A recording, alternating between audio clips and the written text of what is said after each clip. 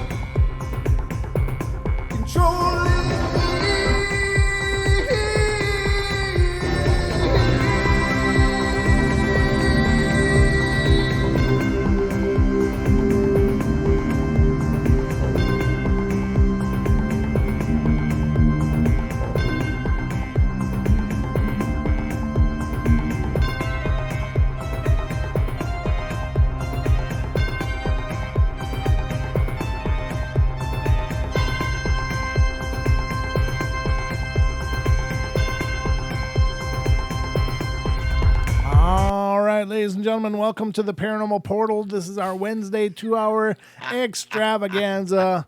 And if you were paying attention a little bit ago, you would have seen us inadvertently streaming the podcast episode we were trying to record. And you got a sneak peek into that episode. However, that's now hidden from view because, we didn't. That's exclusive content. That is exclusive content. You just got to pay attention because you never know what's happening here. And if you think we know what the hell is happening here, that's why it's called embracing the paranormal mayhem. We're just trying to embrace it because otherwise we're just going to get run over by it. So we hang on real tight and in a tight embrace. I don't know. Strap in. But thank you guys for those of you that were in the audience during their podcast recording. That was a lot of fun. And it was pretty hilarious, I got to admit. It's just my own stupid mistake, just being in a hurry, like, okay, let's do this. And we pulled together all the information and then we're like, hit. And just as a force of habit, I hit stream now instead of start recording. So it was all broadcast live for all of you on YouTube. I hope you enjoyed it. And I hope you think it was a good episode. That's always the goal, of course, is to do the bestest we know how. But anyway, it's all fair in love and war. So, and it's all a go on the portal. But I hope you guys are ready because it's time for our Wednesday Hump Days Eve extravaganza. Here we go.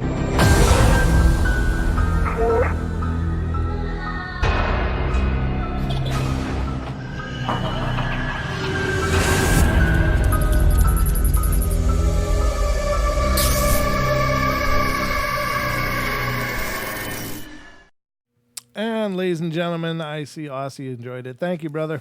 I appreciate that. I hope it was good. I don't know. We do our bestest always, but by we, I mean I'm not alone here. Not me and all my personalities. I got the long beard hanging out, co-pilot. Oh, right over there. That's funny. It's you. Your personalities, yes. Yeah.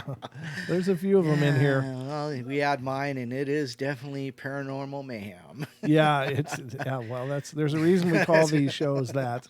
We used to try to plot out these episodes all the time, and usually they just went sideways anyway, and not in a bad way, just in a different way than we ever intended. So now we just kind of, unless we have a guest on, we just kind of call them Paranormal Mayhem, and because we cover all the paranormal stuff, and it just goes where it goes. But the phone lines are open, ladies and gentlemen. If you would love to be a part of our show tonight, God, yes, please call in. Don, you just got here. You just came off from days off of the portal. Yeah, days off. From the portal, I said. Yeah, didn't we just get done? Well, you did, but I mean that's the cool part is we can do several episodes in one night, which features the beard as a part of the draw. No doubt. And we do get nice comments when you're on the show. It's like, hey, I like listening to you guys talk, and it's really cool. So now you're just shining. no, I'm serious. I got that in an email. Really? Or yeah, somebody did that. Maybe it was Dee. Somebody. Well, that doesn't surprise me. No, not Diane Swiger. Dee. Oh. Her name is Dee. Oh, D. Yeah. Yeah. Okay. Yeah. Yep. No. Yeah. DH. Right. No, well, it might be DH. Letter H. Yeah, DH, like that. Yep. Yeah. Okay. Yep. She's a new listener, but she's found us, and she's here today. She is right now. I know she was in earlier. I haven't seen her since we came back online, but we're splitting up the episodes tonight because Don's like, hey, let's just keep it going, and I'm like, no, I gotta put up a show tile. I gotta make it all official. He's gotta make it official. Yeah, because we have a flow to our shows usually, not necessarily a good flow, but it's a flow. So do toilets, right, Don? And it depends on which hemisphere you're in. Yeah. Isn't that crazy? Why is that? I don't get that. Why do toilets flush? Well, Mandela effect says it actually flipped. So instead of it flushing clockwise in the northern hemisphere, it flushes to the left, counterclockwise. Does it? No, I just made that up. Oh. You're fired. But if you flip the southern hemisphere north, it'd still be the same way. But anyhow. I don't know. I mean, it is bizarre, though, isn't it? That it is like kind of the weird. water goes one direction in the northern and then another. And what the hell does it do right in the middle? Does it just go straight down? I don't know. It Hollow doesn't Earth. swirl. We're just filling We're just filling up the hollow earth. Yeah. It's one good sized septic tank right Those there. Frackers. Yeah. Jeez. So do they deserve a shout out? Shout out the PayPal we got. No. Oh, What? no, I'm gonna shout out again on Friday's episode. But yeah, thank you. I appreciate that. We did get a donation on PayPal.me. It was nice. It was Thank you. Very thoughtful. So Very good. I shouted out last night. No, I meant shout out for the people who are joining us now. Oh yeah, how many are in here? Well, I'm seeing 25 with only 11 likes. Ooh, that's Common Core math right there. All right. So no, I meant shout out is to our hardcore family in the chat right now. That would be Aussie Tiger Rock fam, Black Tree, hello, Cade, Chris, Deborah Varner, how are you? DH, there's the one we were just talking about. Oh, nice to see you. nice. Yeah, I haven't seen that name too much. Elaine Clifford, that's a new name to me. How are you? Very cool. Got Gemini here. MCAT is joining us again. He says he's at home so he can actually chat. Oh, very cool. Nellie, I haven't seen Nellie in a while. How are you? There's Pam, Paranormal Portal, Renee Harvey, Rivers, Simon Wilkins has caught a live one finally, and Virginia is in here. Those are the ones I see. Lewis, there's Lewis, so give him a shout out. William Bennett, and there you go. That's who I see right off the top. Oh, and the spaces between, Miss Paisley Wild. Stephanie Berry just came in. How you doing, Excellent. Steph? Thanks for coming in. Hope you don't mind if I call you Steph. I got a cousin named Stephanie, and we always call her Steph. So I'm just, terms of endearment and all. Hope you don't mind. Hope you don't mind if I get real I comfortable thought here. this was paranormal, not creepy. I am sometimes very paranormal, Don. So, Wow. All right. But yeah, we got a show lined up for you. We hope. We're going to find out what kind of show we got lined up for you. But it always, again, starts out with the best of intentions. It doesn't always end up with the best of intentions, but it starts out that way. I got to close some windows again. Well, I have so many open because when we were doing the podcast, of course, I had to add on to my existing repertoire. Right. Well, it's kind of like Paisley when she comes over to do her show. she'll get up and go get into her. She'll go, to her set, and I'll get behind the computer. And I'm like, there's 50,000 tabs open. I'm like, how is my computer even running? I'm like, oh my God. That's what you call a stress test right there, Don. Stephanie says that Steph is fine, Brent. Oh, very cool. All right, very good. I appreciate that. And Man.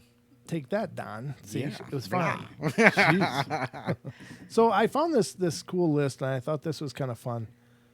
Jesus, God, what the hell? Is it 2.5 font? No, but do you see this? 10 weird jobs that you had no idea existed.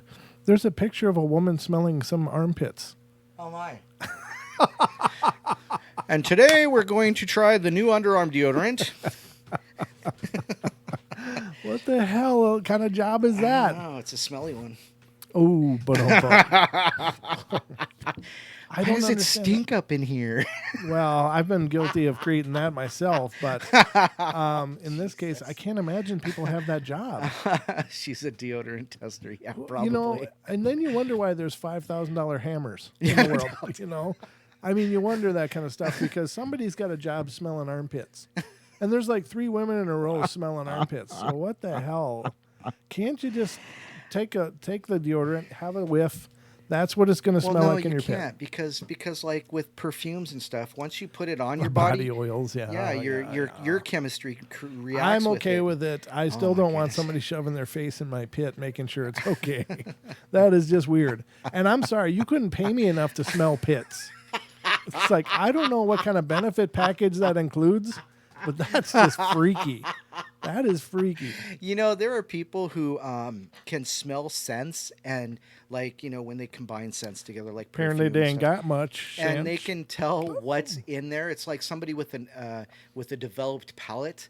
They have a developed nose organ. Yeah, they I'm can sure. tell. They have overdeveloped olfactory There's senses. sage and black pepper. Oh, that's Dawn.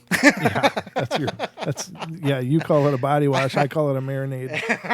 I think Sasquatch would too. Yeah, dog. It's a dog. Some smells gourmet in here. It's a dog man chalupa. A Don Lupa. It's a Don Lupa. That's no. There's just some jobs that I don't think need to exist, and that I don't know that I'm thinking that's pretty high on the list. Wow, that's not just that's bizarre. I mean, what's the interview look like for that deal? Here, tell me which brand I'm wearing. Oh, God. Smell a hint of aluminum sulfide. Yeah. Is there some fluoride in that too as well? Well, it is now, dummy. Yeah. What? Goodness. Oh, we are so off the track. I'm headbutting my microphone. But that's why we call it Mayhem, ladies and gentlemen. Wow. Now, the article that I originally was talking about, where this appeared on a sidebar, is that these are a list of top 10 cryptids that turned out to be real. Oh, okay. Now, this is pretty cool because, of course, I think most people know the story of the panda, and that I think is in this list as well. But, there's so many animals that we recognize today as just, that's one of the animals of the world. I mean, they're just out there. But they started off in most cases as these weird legends and as these weird supernatural creatures and stuff. And I wonder, what is it going to be like when we just acknowledge and know that there's Sasquatch out there, that there's Bigfoot out there, that there's, all kinds of these other things out there. What is that world going to be like? Right. I mean, will there be people, what the hell, like Jane Goodall trying to hang out with the chimps? Oh, Are there going to be people trying to hang out with the Squatches and doing footage and stuff? Is that day ever going to come? Now, I don't think it will because, in my opinion, these things like Sasquatch and stuff, I think are nearly as intelligent as we are, if not more. Right. Intelligent, just a different kind of intelligence. But I got to move my mic because I'm doing a lean. I'm changing my name to Eileen. Oh, God. Come on, Eileen. Oh, Don't do that, Don. Sorry. All right, so we're gonna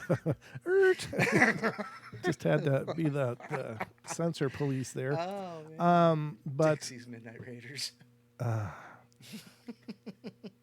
It's great to have you back. So where the hell was I? I was talking about cryptids. That's right. The great horned I think they won't be able to do that with Sasquatch because I just think they're too smart. They're like us. It's just that they choose not to be us. You'll never take me alive, Papa. Get off my lawn. Get off my lawn. Yeah. But no, I think that they won't allow that. No. And they're not stupid enough to be like, oh, well, I'm just going to accept this person because they've been hanging around for 3 weeks now eating the same stuff we're eating, Right. And so I don't think it's going to work out the same way for, habituating those animals, Right. in a sense. But, somebody's going to try if they ever come out that, hey, there are Bigfoot. There'll be some people out there getting their faces pounded into oak trees and stuff. All right, so this is a list of like, I thought that was funny. That was just... It had to sink in. No, I said faces pounded into oak trees. Not my oak trees, please. So, yeah, not yours. This is a list of 10 things that were once rumored to exist that they proved did. And the first one is called the devil bird. Mm-hmm. And it's just a big owl is what it turns out. It says the devil bird, or ulama, is a frightening horned bird of Sri Lankan folklore. This elusive creature is rarely seen but is often heard in the form of its infamous blood-curdling screams. Its cries are said to resemble a wailing woman and are perceived by locals as an omen of death. For centuries, the nocturnal cries of the devil bird were the only evidence of its existence. Western science wrote it off as mere superstition. Then, in 2001, the devil bird was identified as a new species of owl, the spot-bellied eagle owl, which is Bubo nipolensis. Are you serious? They named it Bubo nipolensis? Who the hell was in charge of names that day? Yogi Bear. Yeah. Hey, boo-boo nipolensis. Hey, Frank, shut down that porn stuff and get to naming. Bubo nipolensis. Oh, no, is right. You're right, Julia. Oh, man. This person definitely needs a new job because naming anything Bubo nipolensis is it's just so stupid. All right, the largest of all Sri Lankan owls, the Bubo nipolensis, matches the description of the ulama perfectly, down to its characteristic screech and tufted horns. Although some debate still remains as to the true identity of the devil bird, the spot-bellied eagle owl stands as the most compelling source of inspiration for its mysterious creature. So there you go. And it, ladies and gentlemen, it looks like a great horned owl, except has spots on its belly, which right. which I'm sure is where the nipolensis comes from. What an idiot! Did they say how big it was? It's just they don't in this article. They don't. How do you spell boob? Bubo, and then let me see. How the hell do you spell nipolensis? Nipalensis. Oh, there it is. Nipalensis. I'm sure they probably pronounce it differently just to not sound. Spot-bellied eagle owl. Yeah. Okay, here we go. Wow, that actually brought it up. Let's find out how big that is, because that's got to be a big one, because the one that was out back killing my chickens a couple weeks ago was at least 1.5 foot, if not more. Was that like a great horned owl or something? I don't know. It was eating my... Did it have these tufted hairs? Like the... I don't know. I was... Okay. It just sat there and looked at me like, yeah, what are you going to do? Hold still. I'll be right back. Yeah. Hang on, I'm eating. It measures from 50 to 65 centimeters, which is 20 to 26 inches. So that's 2 feet. Yeah. Yeah. That's a big bird. Wow. Yep. Yeah, it's not yellow, though. It's all free here, ladies and gentlemen. The humor is free. Let's see if they actually have a reason why they called it that. Well, because they're spotted. On their spotted bellies, I'm sure. I'm good with just leaving it where it lays. We'll just... I'm not that interested in the bubo nipolensis. I got my own bubo nipolensis cooking here, which is why I'm on a diet. But anyway, all right. So the next one is the Ziphius. It's Ziphius. And it says, in medieval folklore, the Ziphius, or water owl, that's weird, was a monstrous nautical creature said to attack ships in the northern seas. It possessed the body of a fish and the head of an owl, complete with massive eyes and a wedge-shaped beak. Ziphius, meaning sword-like in Latin, may refer to the beast's fin, which was said to pierce the hulls of ships like a sword. Today, the inspiration for the Ziphius is known as Cuvier's beaked whale, a widespread species of beaked whale, also known as the goose-beaked whale. This creature is found as far north as the Shetland Islands and as south as Tierra del Fuego in the tip of South America. It's the only member of the genus Ziphius, which bears the name of its legendary identity. Some additionally attribute the inspiration for the Ziphius to the orca, or great white shark, or the orca or the great white shark, okay, based on some depictions of the beast as a predator to seals. Oh, okay. Huh. Well, there you have it. That's interesting. It is. It is. Now the next one, this one looks just like a koala to me in the picture. This is a bondagezu. I'm assuming I'm pronouncing that somewhat right, but bondagezu. The bondagezu, man of the forests, is a legendary ancestral spirit of the Moni people in western Indonesia. I don't recognize that name at all. Described as a tree-dwelling creature, the bondagezu resembles a small man covered in black and white fur. It is also said to be a tree climber, but often stands on the ground in a bipedal stance. In the 1980s, a photograph of the bondagezu was sent to Australian research scientist Tim Flannery, who initially identified the creature as a young tree kangaroo. But in May 1994, Flannery conducted a wildlife survey in the area and discovered that the animal in the picture was new to the science. Sorry, scene science, you know.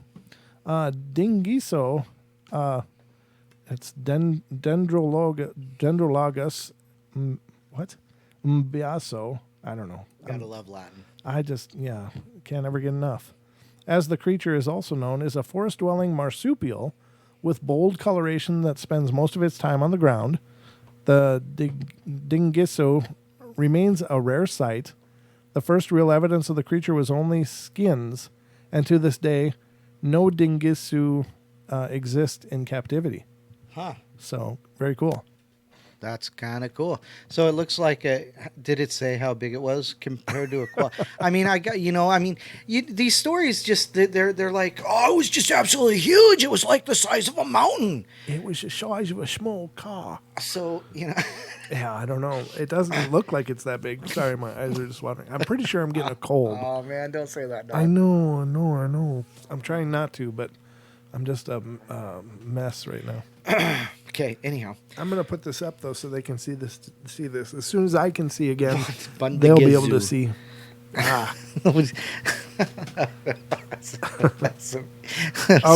Okay, there we go. Let me put this up. Sorry. There it is. It looks to me like a koala. Looks like a koala. I don't know where they get marsupial unless it's got a pouch, but maybe koalas have pouches. Do they? Are they a marsupial? I believe so. I think so too. Aussie, are they marsupials?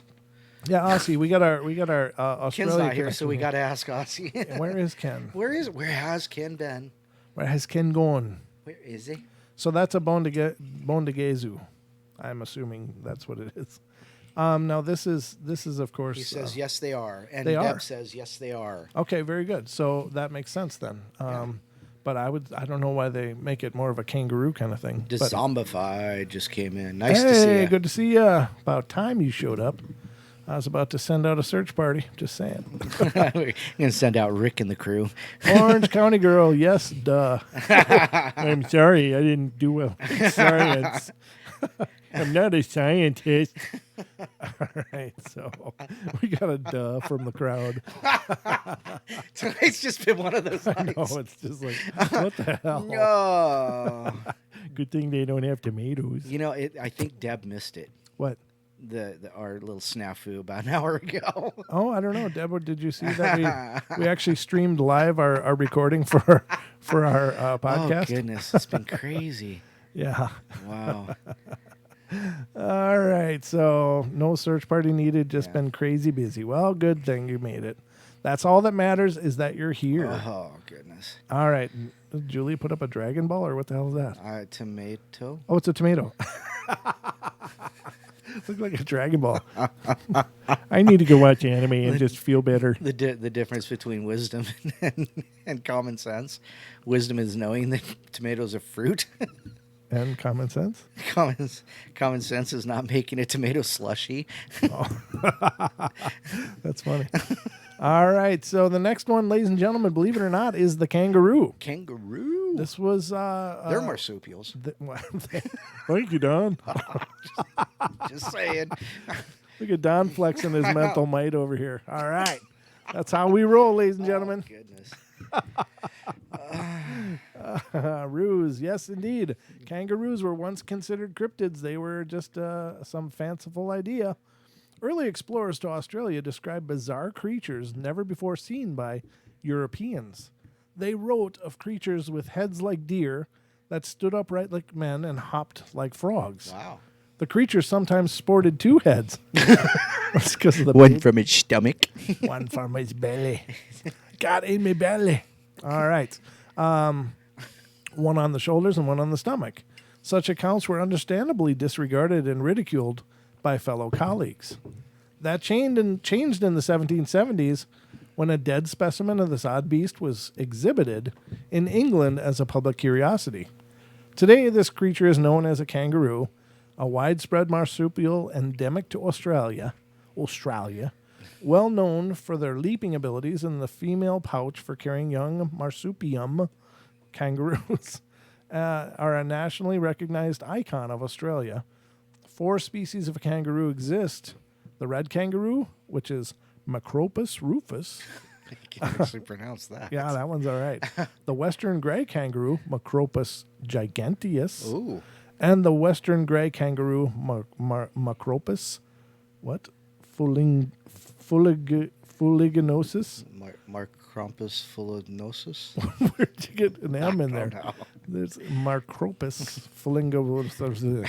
And the antilopine kangaroo, which is Marcropus antilopinus. Sounds like I'm watching Roadrunner cartoons here. Yeah, no doubt. Imagine if it had horns, the Anthilopus. Wouldn't that be something? That would be crazy. Okay, and then so would Joey's be a jackalope? I don't know. Could be a jackaroo. Jackaroos. Yeah, Aussie. You could start the legend of the Jackaroos. Oh, there you go. Put some deer horns on a kangaroo and say go. that you bagged it out in the outback. Dude, it would be a national sensation. I'm not obviously it's tongue in cheek. I'm not advocating a hoax, but that would be funny. Like our jackalopes. That move. Jackalopes. That would be funny, actually. Oh goodness. What did you call it? A jackaroo? A jackaroo. That's hilarious. I like that. We got to get a T-shirt that says the elusive jackaroo. The legend of the elusive jackaroo. Or Ken should brew up a beer called Jackaroo. Oh yeah. That'd be hilarious. Oh, wow. That's a good idea. See, we're just always enterprising here on the portal, ladies and gentlemen. Yeah. The next one is a platypus. Platypus. The platypus, obviously, was not believed at first. When European nationalists first encountered this bizarre creature, they were understandably baffled. Accounts described it as a venomous egg-laying mammal with a duck bill, a beaver tail. Many prominent British scientists deemed it a hoax and presented with a sketch and pelt in 1798. Even when offered a corpse, scholars suspected it was an elaborate sewn-together fraud. Wow. Today, this bizarre but fascinating creature is known as the platypus, one of the only 5 extant monotremes, which means egg-laying mammals. Oh. While formerly recognized by science, it is no less unique today. This semi-aquatic creature, native to eastern Australia, swims with webbed feet, uses electrolocation Wow. to hunt, and possesses an ankle spur that in males can deliver a powerful injection of venom. Yeah, those stinger. While non-lethal to humans, this venom is excruciatingly painful and is not responsive to most painkillers. Wow. So you're going to feel it. you're just going to feel it. You're going to be riding that train for a while. There's no getting off of that train. Wow. That's got to be horrid. Okay. The next one is a sea serpent. For centuries, the sea serpent persisted as the most captivating cryptozoological mystery in the world. Sightings of these mysterious and often frightening creatures have occurred plentifully throughout history, even up to the early 20th century from northern European waters in the eastern North American coast. Tales of serpentine aquatic beasts of colossal proportions dot the globe. Their descriptions vary, ranging from horse-headed creatures to massive snakes. Cryptozoologists speculate that various misidentified animals can account for sea serpent sightings. However, one elusive species is a particularly likely source for many of these accounts. The oarfish, or ribbonfish, is a massive elongated fish found worldwide. It is the longest of all bony fish, the largest recorded being 17 meters, which is 56 feet in length. Oarfish typically dwell in the deep ocean, but are occasionally washed ashore in storms and linger at the surface near death. A live oarfish was filmed for the first time in 2001, demonstrating its rarity and reclusive nature. Wow, indeed. So they were all of these were considered cryptids. Now we move on to the Komodo dragon. Komodo.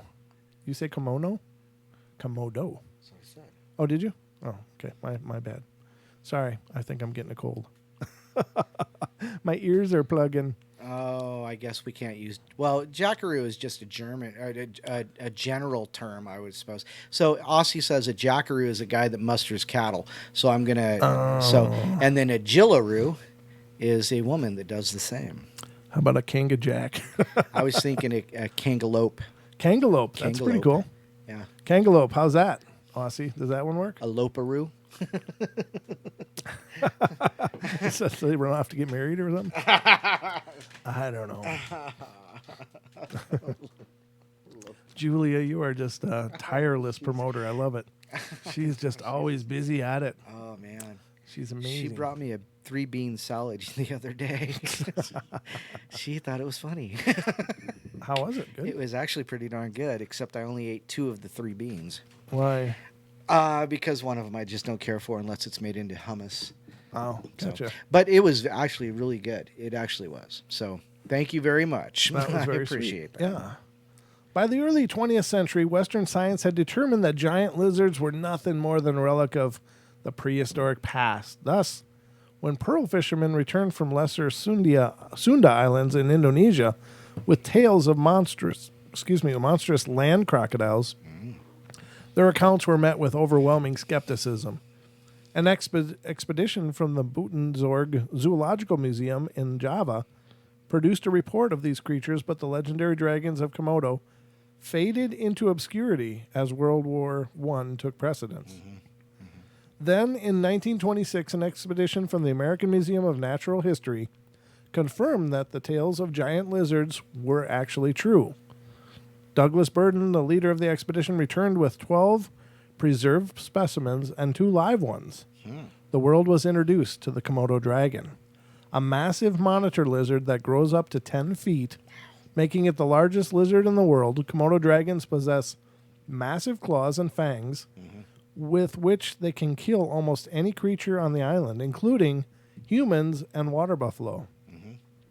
One particularly bizarre attribute of these creatures is their venomous bite, which has been attributed to bacteria-laden saliva or venom glands in the mouth. In 1926, Expedition to Komodo served as the inspiration for King Kong, in which a similar expedition to a foreign island reveals prehistoric megafauna. Megafauna. That's crazy, though. That is. Now, we move on to the mountain gorilla, which, just like its American cousin, we assume, the Bigfoot. There's no such thing. Well, they didn't used to believe it. However, they were found. For centuries, tales of large ape men in East Africa had captivated explorers and natives alike. Numerous tribes have legends of massive hairy creatures that would kidnap and eat humans. Wow. Overpowering them with their ferocity and strength. The creatures go by many names, among them Ngila, Ngagi, and Ngina. I don't know. Inagata Davida? No, apparently not that one, but close. Sorry. In the 16th century, English explorer Andrew Battel, B-A-T-T-E-L, spoke of man-like apes who would visit his campsite at night, and in 1860, explorer Duchula wrote of violent, bloodthirsty forest monsters. Up until the 20th century, many of these tales were ignored or discounted. In 1902, German officer Captain Robert von Bering shot one of these man-apes in the Virunga region of Rwanda, bringing it back to Europe with him. He introduced the world to a new species of ape, the mountain gorilla. Gorilla Berengi, or in Berengi's honor. Today, the mountain gorillas are known to be communal, largely docile herbivores that live in the Virunga Mountains of Central Africa and in the Bwindi National Park in Uganda. Mountain gorillas are threatened by poaching and civil unrest. Elusive and often unseen in their activities, no more than 400 remain in the wild today. That's so sad. Yeah. Wow. One of the earliest written accounts of the gorilla may have come from Hanno the Navigator, a Carthaginian explorer who documented his travels along the African coast in 500 BC. Hanno described the tribe of Gorillae, roughly meaning hairy people, and it is unknown whether Hanno referred to the gorillas, another species of ape, or humans. Nevertheless, his description served as the inspiration for the modern name gorilla. And then there's two more, the Okapi. Now, that's a weird-looking zebra-looking llama thing, right?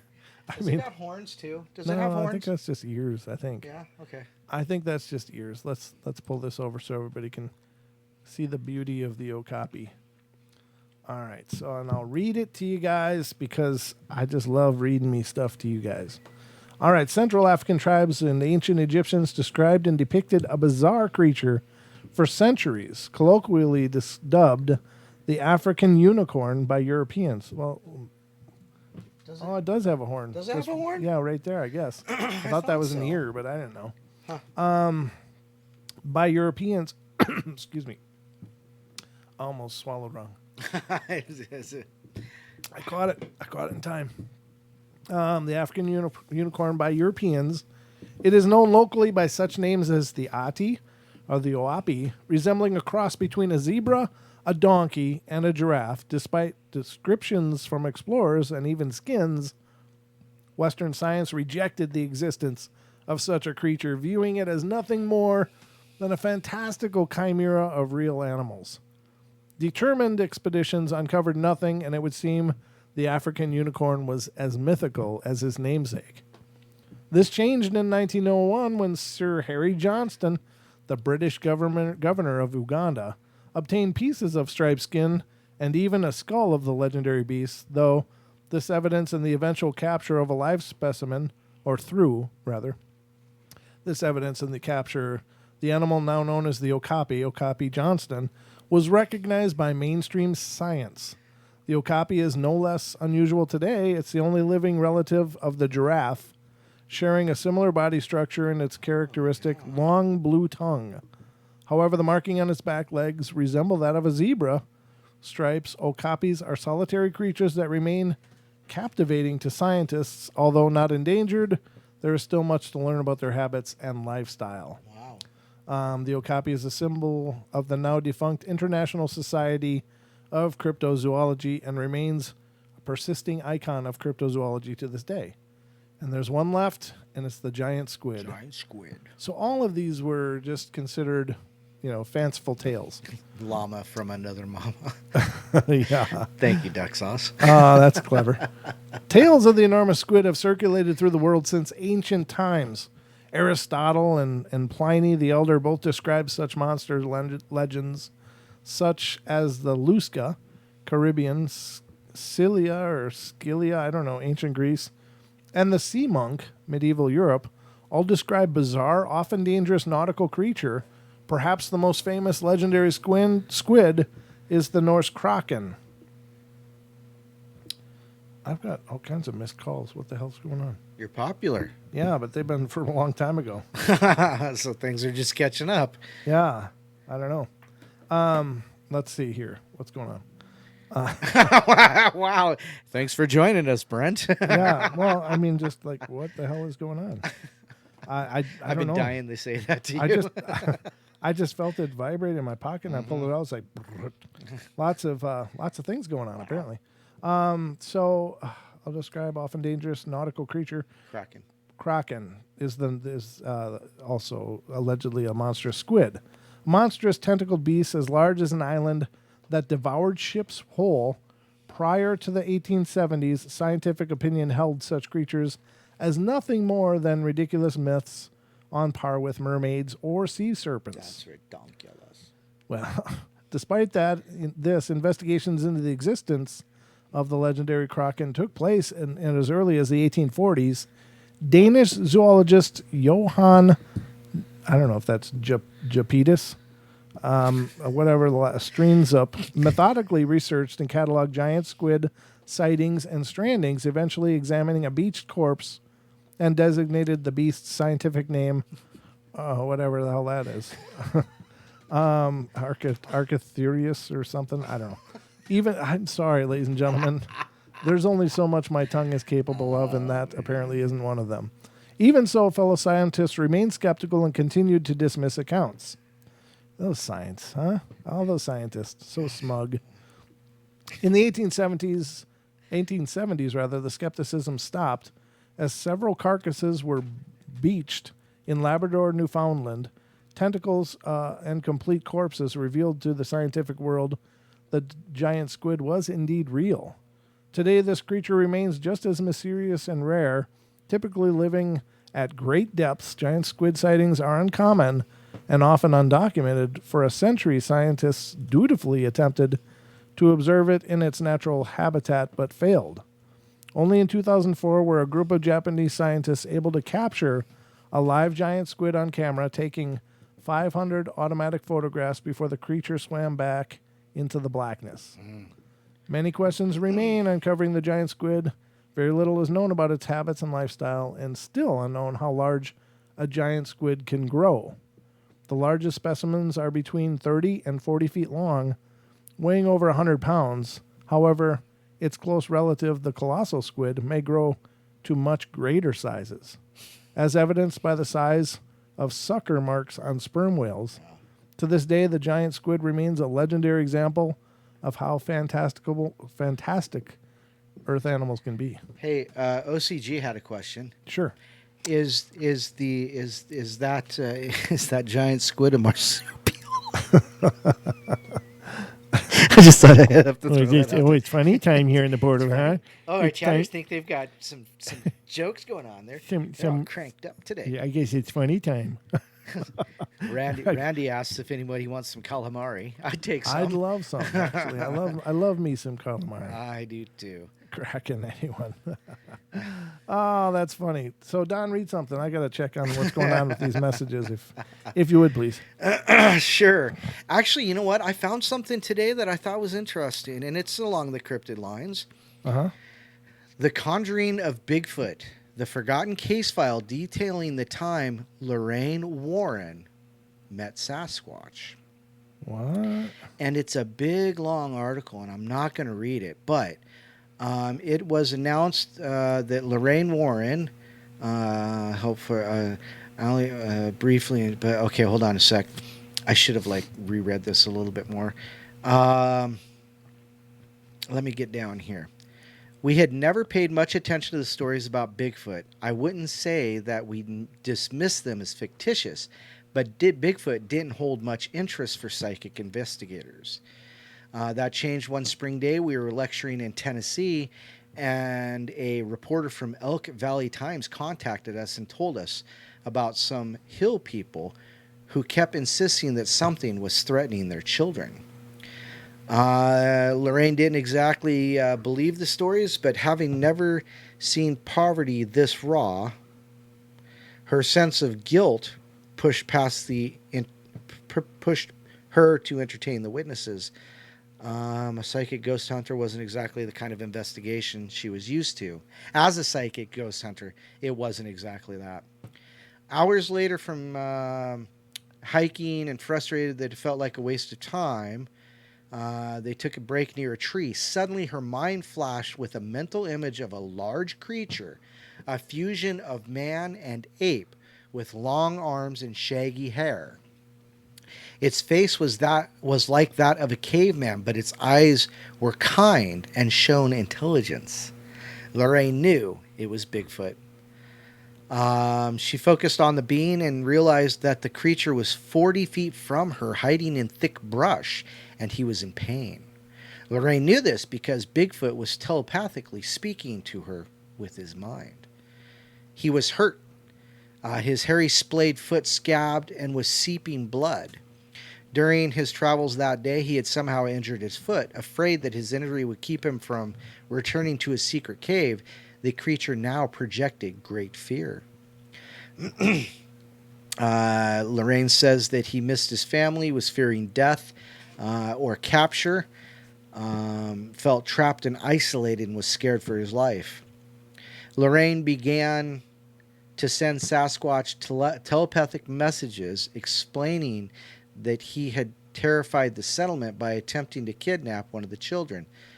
But he shook his head in response. He had only meant to make friends with the child. Youngsters don't have the prejudice of adults, he told her, so he felt he could perhaps explain himself to the child, just as he was explaining himself to Lorraine. Eager to help, Lorraine began shaking with anxiety as she hushed her hiking group, needing to complete concentration for her communication with Bigfoot, whom she felt maternal love for. I'm coming to you. I will help you. I will be your friend. Suddenly, the sound of a bullhorn rang out, breaking her concentration and sending Bigfoot fleeing from the forest. A member of the hiking group had honked a horn as a joke, startling Lorraine and frightening the Sasquatch. Her mental images became frantic, searing pain of Bigfoot's injury. He was running as fast as he could, limping up a hill, shaking with fear and exhaustion. Then the projections disappeared, and he was gone. Lorraine spent the next 20 minutes following the trail of blood, both redder and more viscous than human blood. What if she's got white?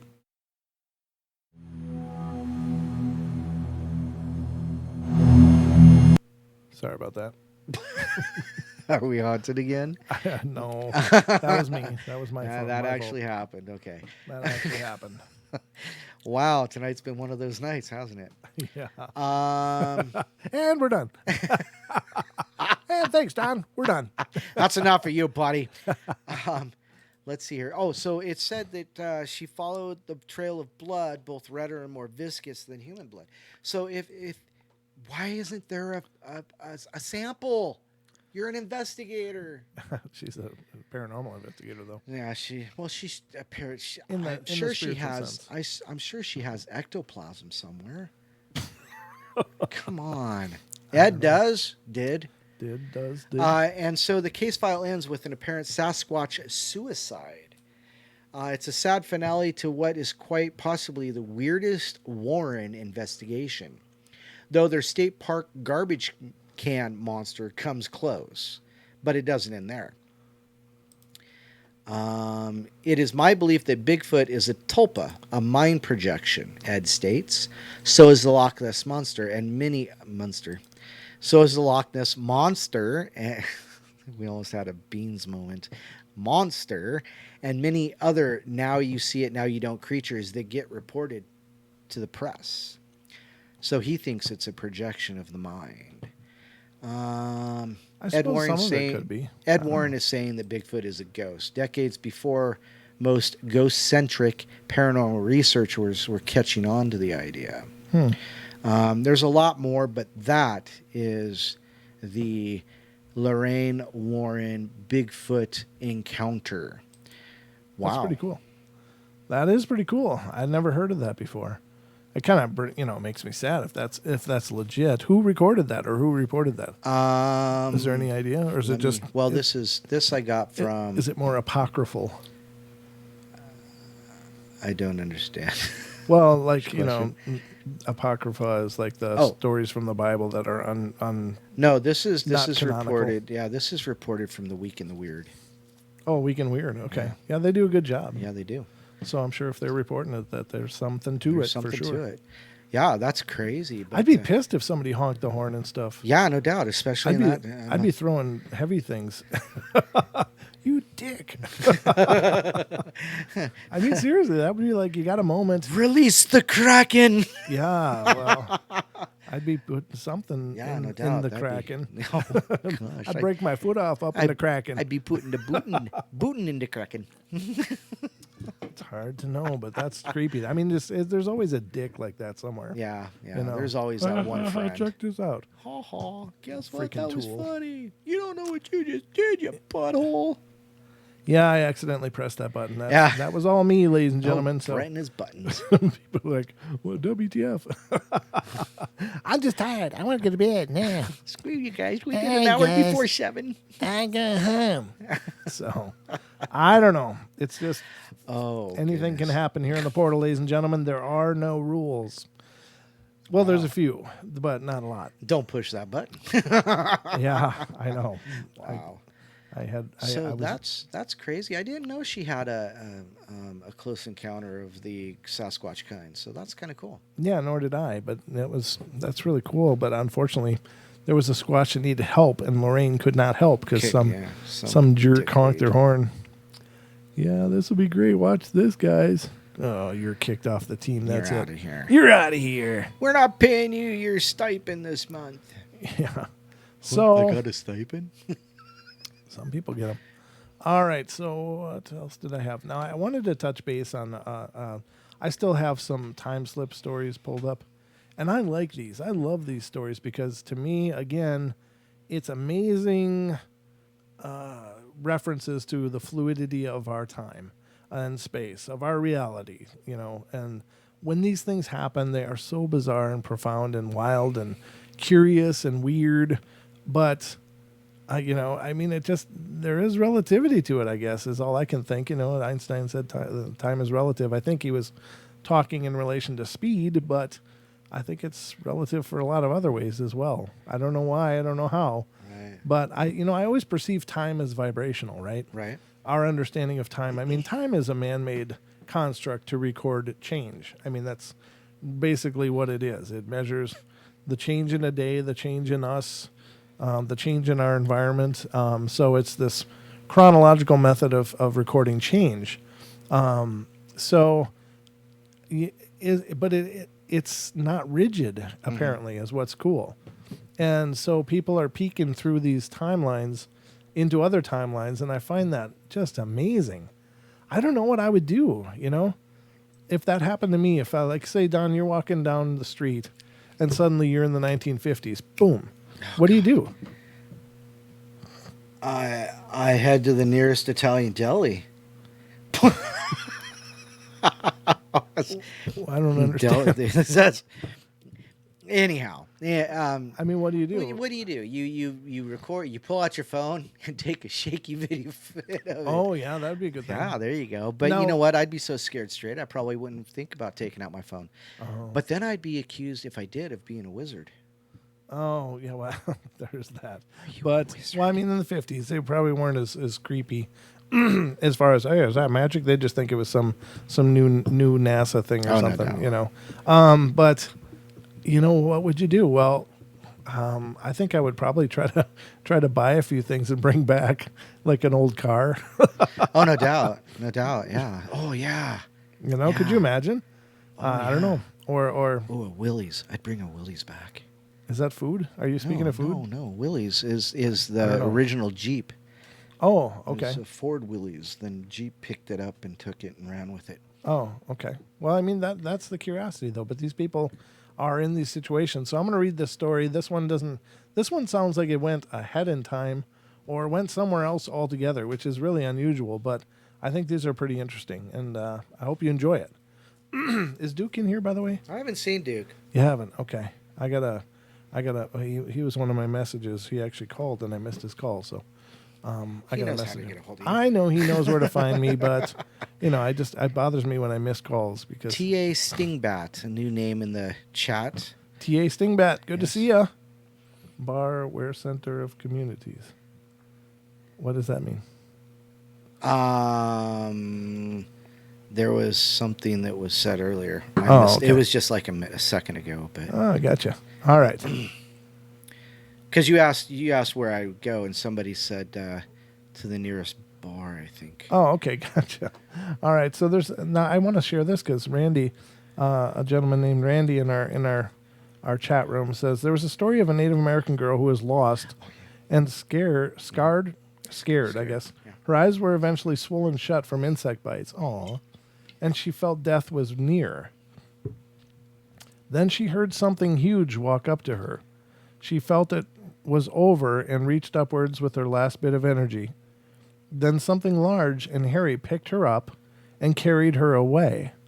Whatever it was left her by the waterway near her village. Oh, that's really cool. Huh. That is really cool. And so, obviously this was from a long time ago, but what a beautiful story. And, actually there's quite a bit of those stories where, and usually it's, for whatever reason, it's usually the female squatches seem to be so much, maternal. And when they find lost children, they've been known to bring them back to campsites and stuff like that. There's stories of little, toddlers getting away from their campsites, and they'll say the hairy person brought me back, because like, where were you? Where you been? And they'll just be there. Oh, the hairy lady brought me back, or something like that. And it's like, wow, how cool is that? So apparently those stories are out there. We don't hear a lot of them, and maybe because they don't get reported real often, Again, there's still a stigma around this stuff that most people aren't ready to embrace. So let me read this time slip story. I got a sniffle. Hold on, we got to clear our sinuses. Geez, I just don't like it. I don't want this. I don't want this. I'm gonna have to really focus on not getting sick. I'm just gonna say that it's allergies, and I'm gonna be better tomorrow. So anyway, Good thought. well, sometimes that works. I'm just saying. Works for me. All right. So when I was 19, I owned a car, and I haven't driven since because I never want to go through that ordeal again. I was driving at night trying to get home from a friend's place. My friend lived out in the country, so I had to take a back country roads home, and I was never very proficient night driver, so when I got lost, I wasn't really surprised. And I tried bringing up Google Maps, but I didn't have my 3G coverage out there, and I decided that I was probably going in the wrong direction, just a gut feeling, so I got out of my car to look around. Oops. At the time, it was May, but when I got out of the car, it was cold as hell. Wow. The weather had been mild all that week, even at night, and it was brisk at the worst. The second I stepped out of the car, though, I knew everything was wrong. Not only was I unimaginably cold for that time of year, but the woods below the hill my car was on were gone. And I had been there just moments before, and I stepped out, but now there were 4 large houses with the patch of trees where the patch of trees had been. The houses didn't look like houses I was used to seeing in that area. They had domed roof with a skylight in the middle and what looked like elongated entryways at the front, kind of like your classic igloo. I started to panic and called my dad, but the call went nowhere, and I had forgotten that I lost coverage. And then I heard a voice below me, and I looked down at the houses, and a small floodlight had been turned on in one of the front lawns of the houses, and this guy was standing outside with a dog. He was talking to the dog in this language that I had never heard before. I'm no linguist, and I couldn't hear him very well, but I swear it sounded practically alien. Lots of elongated vowels and chirping, for a lack of a better word. I was dumbfounded, freaking out. At that point, I was considering throwing myself off the hill, hoping to hit my head and wake back up in my car. Okay. I was fully awake, though, freezing and panicked, and I rushed back into my car and drove for another few minutes before passing by another car. That car was totally not the kind of car we see today. There was a weird symbol on the windshield and lights accenting the chassis, and it had no outboard mirrors and didn't make a normal sound as it passed by. I can't even describe the sound it made, not a whoosh like normal cars, and it was almost like a slithering. I think the driver noticed that my car was super different too, because as I instinctively slowed down to get a better look, so did the strange car, and that was it for me. I stopped at the side of the road a few seconds after I had passed, and I looked and took a lot of deep breaths, turned off my car, and sat for a long time, but eventually worked up the nerve to get out of the car again. This time it was barely cool, and I could recognize my surroundings, and it was a 20-minute drive away from home. And I walked down the road a ways, around a bend, and up another small hill, and could see a familiar billboard out in the distance. The problem was that I was way too afraid that if I got back in my car, things would change again, so I was determined to stay outside. I thought, just to be safe, I'll open the car door and grab the flashlight and keep the driver's side door that I keep in the driver's side door compartment. And I walked back down the hill, around the bend, and no car. It occurred to me that after I shut the car door, I hadn't looked back at all. So maybe I had just forgotten its position. I kept walking back, but nope, no car.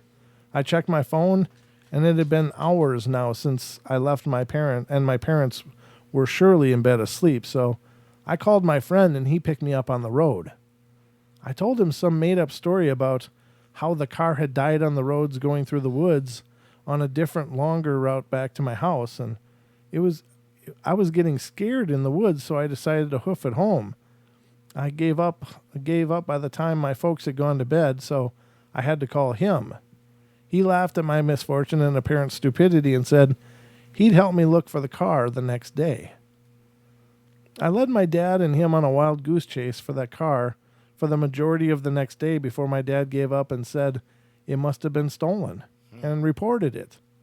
To this day, this car has not been found because, as far as I know, it's on the side of the road in what I firmly believe to be an alternate dimension, a parallel universe, or what have you.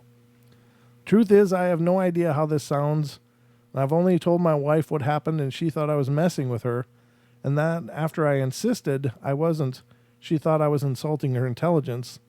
To smooth things over, I gave in and told her it was just a prank or whatever, and she forgot about it. I'm sorry if this sounds too contrived.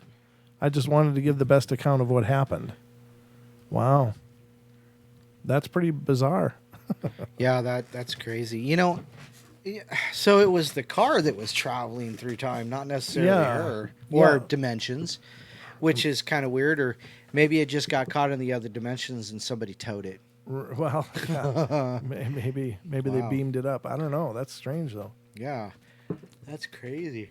Yeah, you know, the days of Star Trek, wherever you go, everybody speaks English. Wow. You know, although they in the more recent series has always talked about a universal translator kicking in, but right, you know, still, it was pretty convenient. Wow. Yeah, no Excuse doubt. me.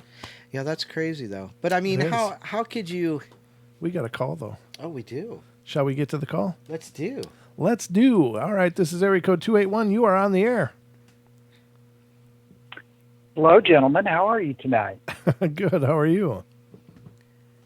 I'm doing good. I'm glad you liked my story about the little Native American girl. Yeah, that was really cool. I love those kind of stories because I think it's we all hear the spooky, scary ones, Right. but it's really neat to hear accounts of where they were gentle and kind and helpful.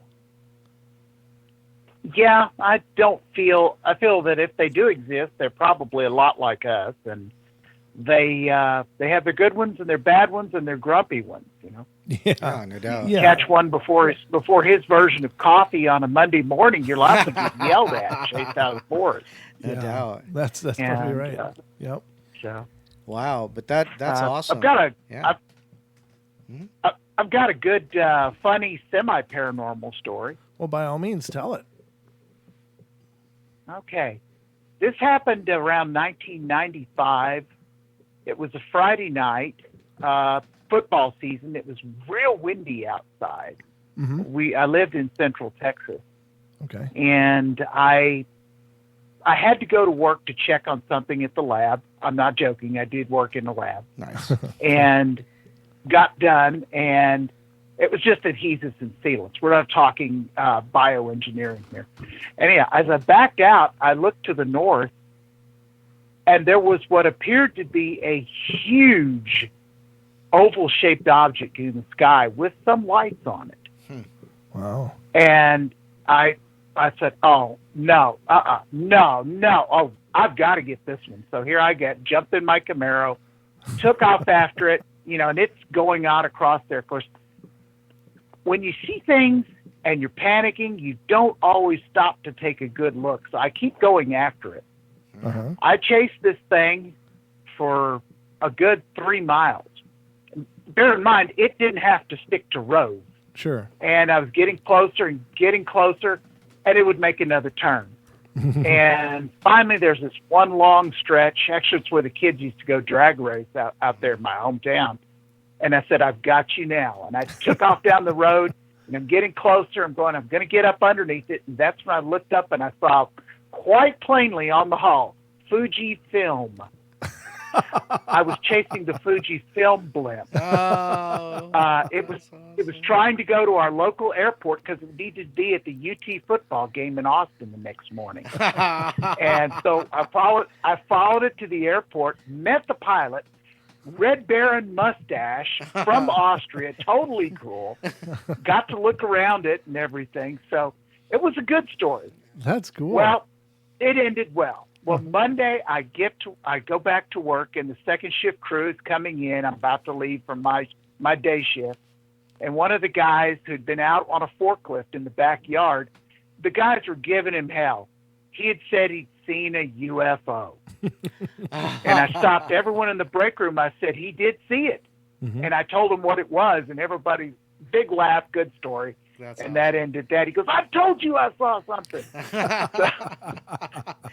That's my good story for tonight. I'll save my scary ones for later. I That's love your work, perfect. guys. Oh, I that's discovered you through Wes Oh, nice. on Sasquatch one of his Chronicles. shows. Yeah. And so carry on. Have fun. I'll let you go and open the lines. all right. Great to hear from you. Thank you for calling Wow. in. Thanks, and being a Randy. part. We appreciate that.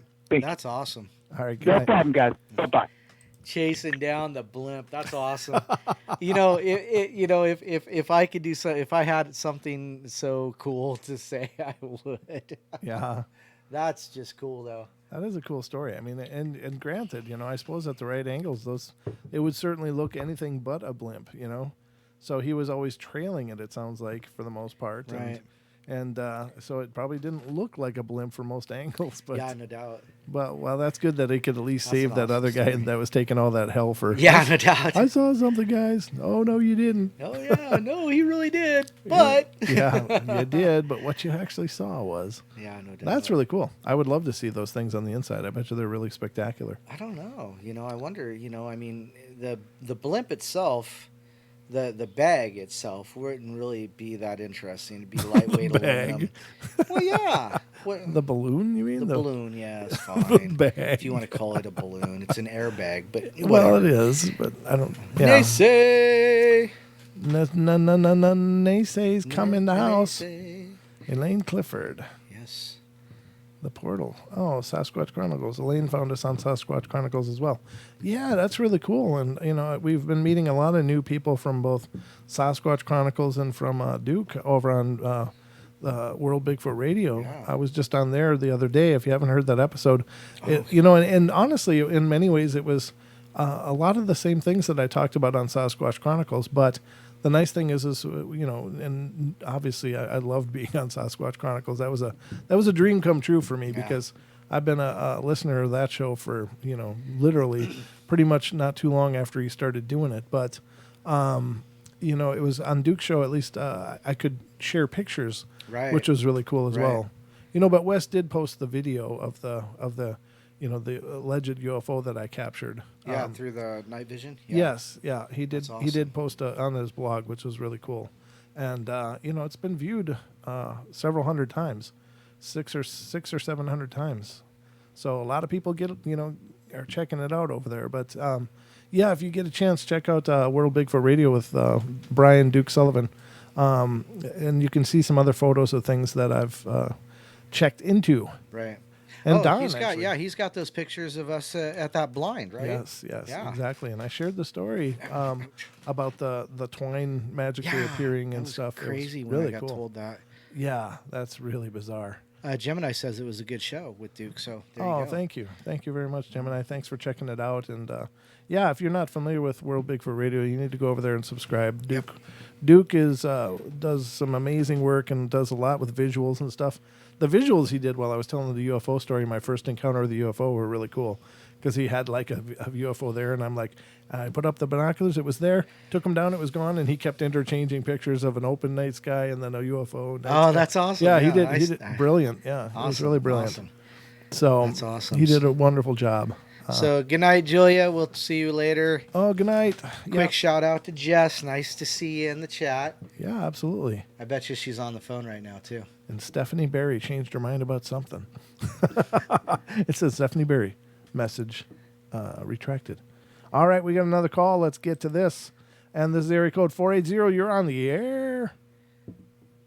You know it's me. How's it going, guys? Who is this, That's Jess? Yeah, who is that, Jess? Yeah, yeah, exactly. that's me, Jess. How's it going? Good to and hear. I want to give a shout out to Mace and Dee Yep, they're in there. Yep. and all the other parapeeps here.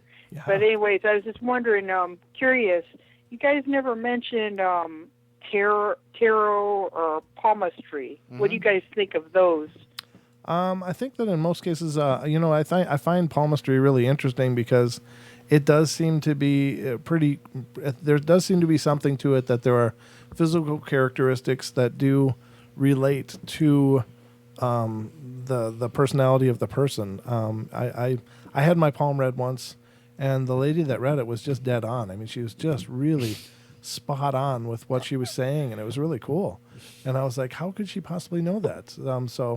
I think that in many cases, a lot of the divination tools are actually just focal points for people that have some form of psychic ability themselves. Right. Some very pronounced, some less so. But I think everybody has psychic ability. But I think that these tools help to tune those things in for people. And it can, the symbols are very powerful. So I think that they're both can be very profound, and I think that they both can be absolutely ridiculous depending on the person doing it. It always varies by the person doing the readings. So. Right. But there's some incredibly talented tarot people, and there's some incredibly foolish, ridiculous tarot people. So Yeah, I gotcha. Yeah. Anything on numerology? Numerology, I think is really powerful too. If you break everything down with things like Fibonacci sequences and stuff, it's very clear that there is an underlying mathematics to our reality. And so I think that numerology is very profound as well. I don't claim to know a lot about numerology, so I don't know methodologies used and such. But I know people have claimed that it's really helped them. And in a lot of cases, I look up like numbers. If I'm seeing sequences of numbers, I'll Google it and say, what's the significance of, like I often see 333, 444, 555, or whatever. Oh, yeah. And so I Google Or those. 8675309. Ah! Just joking. Yeah, Jenny. But Copyright strike. I just said the name Jenny. Uh-huh. I didn't sing it. but What is Don? Has Don gotten any readings or anything at all? Nope. go ahead, Don. Nope. Don, Let's Nope. go to have you Beard. gotten any readings or anything? I've No? had off-air readings with Deb before, but that's just, that's what Deb does, not I got you. numerology or palmistry. Now, I have to admit, every time I hear palmistry, though, I think of that scene in Mallrats. So I have Oh man. a hard time taking it seriously. But so there, there's probably something to it, but I've never really sat down. Now, my brother one time did it, and he said that she was like, 50-50. Some of it was, being led on to give, information, Oh, I gotcha. so, oh, well, I'm seeing this. Depends on the reader, like Brent said. Yeah. Well, actually, it depends on what they're reading. Are they reading your palm, or are they reading your body language? When they say something, how are you responding? What is your body saying to I them? meant tarot. I meant Oh, the tarot? No, I don't play with. More, I won't. yeah. I don't. I've never done tarot. I mean, I've seen 3-card. I've seen whatever the cross, whatever patterns and things like that. But I've never done a tarot. Had a tarot reading. So. Oh, okay. No, I was just curious. Yeah. See, I. And I also had I did have my tea leaf read. That was kind of odd and interesting. Sure. Yeah, I mean, those old divinations are, I mean, it's all about the reader. I see the grim. Yeah. Sorry. All right. That joke was I was kind of just grim. curious of what you guys thought, and I wanted to say hi and how you doing, and sure. Well, and I like to listen to Brent read his stories. That's why I don't call in much when Brent reads his stories, because I like to hear Papa Brent read his stories. Papa Brent, that's awesome. Well, thank you. I'm glad you enjoy it. I have a feeling my voice is going to be kind of hamburger for a while now, but I'll keep doing them. What would happen? What's the matter with your throat? I think I'm getting a summer cold. And there he goes. I think. I can't ignore it. Tauruses have problems with their throat a lot of times. Oh, I don't generally have problems with my throat. It's all up in my sinuses. It's but it always He's affects. Start I'm just like saying, Taurus rules the throat. So. Oh, okay. Just keeping that in mind. Oh, very cool. I didn't know that. I don't know much about astrology either, so I always learn something. Yeah, that's true. Yeah, we can always learn from each other, like you say, and hopefully, maybe Don will try a reading sometime of something. Maybe find out about his hand. Reading the right hand.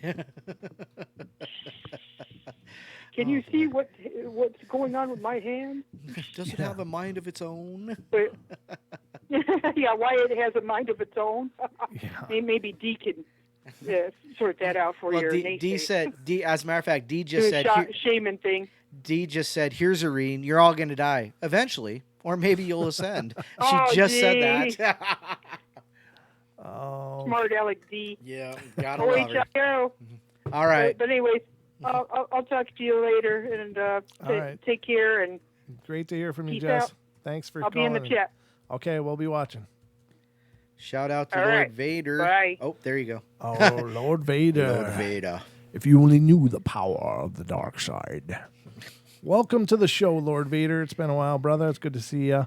I did see that you reached out, and I will be in touch. So, what's next, Don? I don't know. All right. Let's see here. I have another one. Sure. If you want to. Sure. Now, this is, I'm not sure. This one's a little different, but I want to read it anyway. Okay. So this is another time kind of issue. I think these are really cool. I just love these. The earliest examples or experiences I can remember smatterings of were between the ages of 1.5 years old and 7 years old. I'd be doing something as mundane as playing with toys, with my friends, my family, my pets, at the park, at the beach, at school, in the grocery store, flea markets, malls, playing, asleep, napping, or actually sleeping. That I'll touch on a little bit later. And each time my focus would fall upon some sort of time piece, whether it be a clock, a watch, sundial, or otherwise, and I'd see the time as bold as day, and then suddenly it would be hours, if not days, weeks, months later. I'd be wearing different clothes. My hair would be different. I mentioned it to my mom, friends, neighbors, and other relatives, and oddly enough, my great-grandmother on my mom's side mentioned the same thing happening when she was my age, as did both my grandmothers and an aunt. To me, The most alarming events would go down at night. I'd drift off and suddenly wake up, whatever the time was on the clock, radio, and another one would be just in front of my face and huge. The room or wherever would be completely dark, and then out of nowhere, something would comfort me and collect me, and I wouldn't remember anything, and I would be told by the kind voice to wake up. Every time this happened, it would be between 1 a.m. and the latest 3:35 a.m. I'd freak out and go to my parental units, again wearing something different than what I was sleeping in, and get in bed with them. And it got so bad that I started sleeping in the bed with my mom up until I was about 9 years old. The interesting thing was that it would still happen, and it got to the point where I didn't want to sleep and was reluctant to go anywhere alone if I did. The same time slips would happen.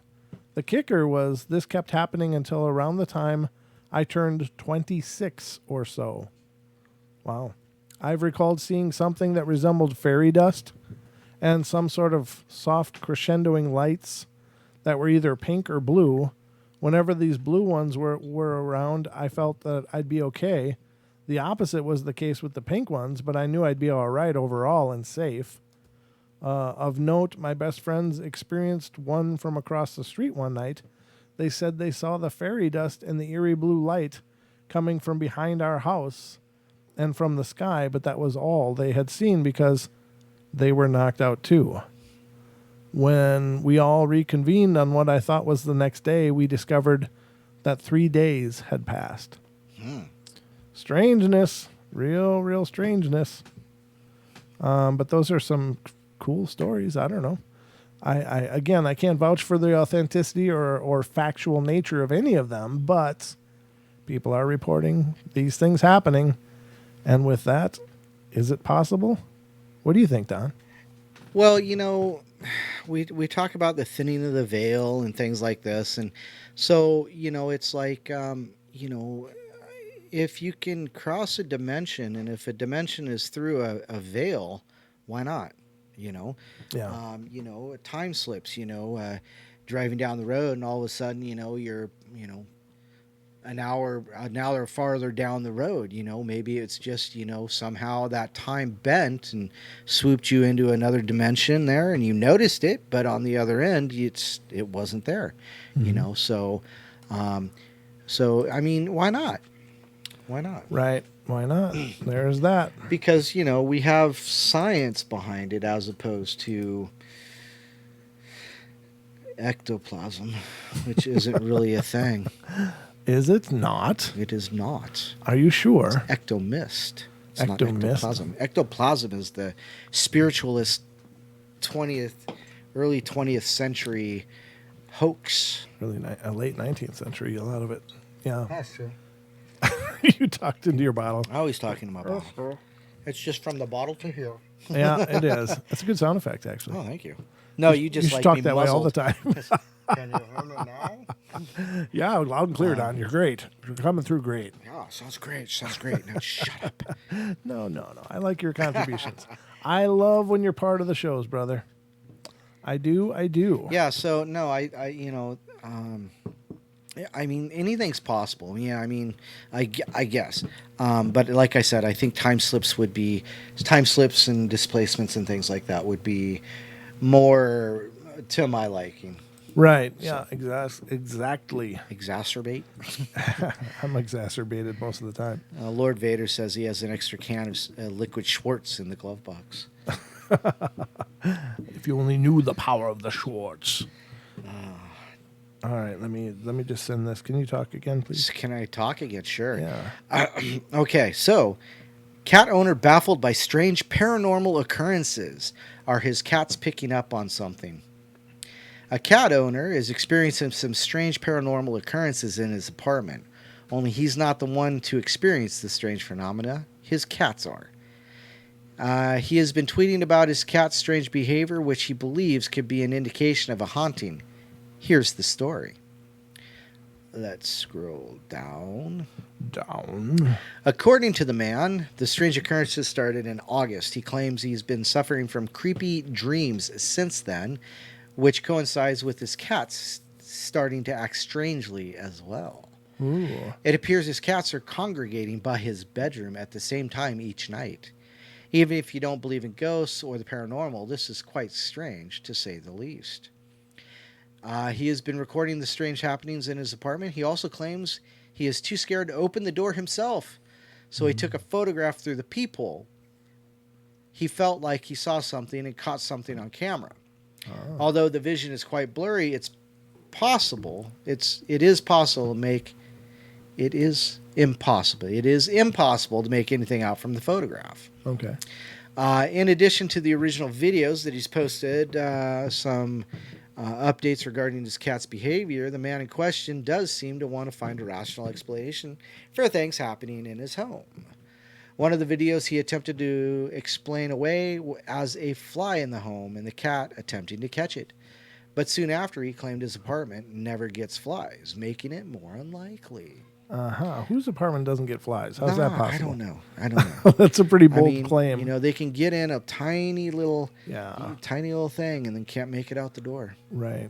Very true. After numerous tweets, he eventually admitted he believes something has made its way into his apartment. If this is indeed the case, it might be best for him to contact a paranormal investigator to determine if there is something to his story, or if it can all be explained rationally, like cats do weird things. Okay, so there you go. But then again, you know, cats have connections to the underworld, the little dirty savages. You know, I mean, the Egyptians thought they were the gatekeeper to basically what would be hell, or the underworld. Let me say that, the underworld. There you go. So, yeah, it doesn't surprise me that cats do weird things. No, cats do weird things. Now, here's the thing that I thought was cool. You had posted that thing about Domovoy. Yeah. Okay, I thought that was really neat because there's a... Oh, interesting. Okay. There was a part of that claim that...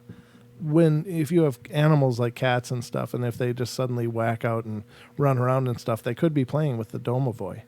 And my cat does that every night. And I know cats just wig out and do weird stuff. I get it. Actually, mine got in a fight last night with some strange orange cat that I've never ever seen before. Yeah. And there was there was like fur piles all over outside where they were going at it. I was sitting here in the studio and I hear, I'm like, where's my cat? He was outside and he was going to town on a neighborhood bully, apparently. But anyway, if your cat ever whacks out and just does this run around the house weird stuff, there's a legend that it could, in fact, be a domovoy. And what a domovoy is from Slavic lore. It's the idea that every house or family has a spirit attached to it, and it's kind of it's usually a very caring and loving spirit. But if you piss it off, then you're in for trouble. But generally, you know, they are kind of assigned to a family, and they move with families, and there's actually a tradition of doing that and asking it to carry along with you when you go to your next house. And apparently you can put out a slipper, that's the modern version, and they will ride in a slipper to your new home, wherever that is. So interesting, but I thought the cat thing was pretty cool. Yeah, that's interesting. Yeah, because my cat does that all the time. He'll just be kind of lounging around, all of a sudden his ears will just go and he'll be looking around and like he's seeing something, and then next thing you know, it's brr, brr, brr, brr. He's running all over the house and just wigging out. It's like, wow. He had a cat nap. Yeah, well, he power cat nap. Yeah, he definitely charged his batteries and had to level it off or something. Yeah, because, no doubt. Man, he was just screaming through the house, and he does it like nightly, not nightly, maybe every few nights he'll do that. Just suddenly, just blow it up and just fly through the house. And so it was kind of neat to hear that. You know, the legend could be that we have a domovoy here or some kind of house spirit, and he's interacting with it. And, of course, the idea that cats have a foot in the spiritual world is about as old as time, I guess. You know, oftentimes people have believed such things. So, very interesting. So, that's just a little side note, I guess, for the most part. So let me see. What else do I have to share? I don't know, but somebody's going to try and get me to sing a song. No, you're not going to sing the song. They need to stop chatting about it. No, we are not doing copyright. You know how batty it's gotten on YouTube for that kind of stuff? Oh, yeah. People are throwing claims out for everything, even using song lyrics. they're starting to hammer that. It's like, oh, you poor bastards, you know, whoever's doing these claims, and a lot of them are done manually. So like people are actually actively looking for stuff to claim, and it's like, oh, you dicks, you know. So I just don't want to take any chances. My brother keeps asking, so have you guys been sued yet? Because you're not really a thing unless you've been sued. Thanks, buddy. No, tell him we are a thing because we don't get sued. We are the thing. We are the thing. Ain't nobody can sue this because we are obviously not about duplication. We are not. Nobody else is doing what we're doing because most of the time we don't know what the hell we're doing. So doesn't lend itself to being copied real well. No, not really. So anyway, let me see. Wow. Yeah. Looking good, right? Apparently, DH says she has a beard fetish. Oh, well. Yeah. She says so braided already, Don. So, you know, if you're going to pander to our listener fetishes, go ahead and braid it. Okay, I'll braid it. No, don't braid it. Well, if you want to, you can braid it. There you have it. If it's important, it ain't to you, happening. If it's important to you, The boss said no. I don't know. It'd be kind of cool to see what it looks like. Do you know how to braid? Yeah, I can braid it. All right, twist it up. Let's see. I'm kind of curious now. What do you mean no? Serious? You said no. Oh yeah, but I'm changing my mind because now I am curious. Are you a woman now? Oh, I'm always in touch with my feminine side. I am always in touch with my feminine side, Don. Maybe next week I'll braid it and put beads in it. Well, My elder Futhark. Your elder Futhark. Yes. Your rune. Yeah. Yeah, put that in there. That was cool. That was a good one. Your runic symbolism. You'll kill me. And by the way, ladies and gentlemen, apparently Sweden is toying with the idea of outlawing runes. Actually, they were looking at actually only doing one. I was reading that story as we were talking earlier. Yeah. And it's just the one that say. I think that's how it's called. Was there a reason? Yeah, because white nationalists use it as their symbol. Because it was I don't remember what the definition of that particular rune was. I can't remember off the top of my head, but because it was linked to a white nationalist somebody went as far to say neo-Nazi as well. Oh God! So yeah, they're like that's still ridiculous though. Even though that's their freaking culture. I mean, what if a neo-Nazi group picked a circle? Are they going to outlaw circles? It's like Yes. it's that knee-jerk reaction to that kind of crap that The really circle can never be complete. Oh, you can't use circles because that symbolizes this and that offends people. It's like, well, you know what? Get over it. Yeah. There's other uses for those things, and part of the heritage Yeah. of all of the runes and you know being a part of the Scandinavian heritage. Right, You know, who cares if a hate group uses it? You know, that doesn't it doesn't redesignate a meaning. It just means they're trying to take it and just don't let them. I don't know. Yeah, that's just serious. It's just serious. You know, it's ridiculous what people can do nowadays. I know, it's so stupid. So, It's all kinds of stupid. as somebody said, I hope they don't drink. William says, I hope they don't drink orange juice, or else we're all going to get scurvy. Oh no. Anyhow. Oh, that's cool. Duke messaged me in MeWe and has a pretty interesting proposal for when we're there. Oh. There's apparently a ghost town over there. Oh yeah. Hoorah. Yeah, hell yeah. I'll just type back and say, hell yeah. Hell yeah. Not the band. I don't actually like that band either. What band? Hell yeah. Oh, was there a band name there? Yeah, it's the lead singer from Mudvayne. I used to like Mudvayne, Chad, but and a couple other people, but I don't like Hell Yeah. All they do is they sing about drinking. That's it. That's all they do. That's all they do. That's all they do. Well, there it is. So it's not There that it big is. of a deal to me. I already got a braid for the record. This is my braid. Oh, you showed your cue. Nice. This is my braid. So I don't have a beard to braid, but if I did, it might look like this. He's not brave enough to be. I can't grow a beard to save my life. I just I have this real mangy looking dog face. I guess it's like patchy fur or something. It's like, ew. No, I used to have a goatee back in the day, Check but that out. What? I just caught up with. Yes. Since we're talking about hair, There. how you doing? Sorry, but yeah, you never know what's happening on the portal, ladies and gentlemen. Obviously, it's an adventure. So we're at about His Padawan braid. Padawan. If it was off the side, it'd be a Padawan. I'm down the back. I've had this since I was 18 years old. It was all long hair, but then I saved a piece because I was going to go job hunting, and it's just been with me ever since. I've been wearing it since before it was cool for about the 5 minutes that it was cool. And then when that trend kind of went away, people were like, oh, she cut it. That's so out. And I'm like, do I look like someone that does things because it's in? Killing me.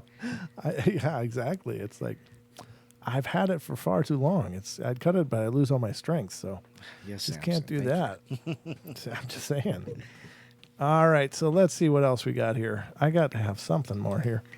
I got to have something. Oh, you know what? This is interesting. You were talking about, Jess was actually asking Yeah. about this. Oh. Now, here is a story about a fortune teller. This story took place in a town in Iraq. This is from Reddit, by the way. Sorry. You're gonna have to jump on that zinc and the I did. vitamin C. I took my emergency today. I was drinking it up when you were here, I think, weren't Oh. you? Yeah.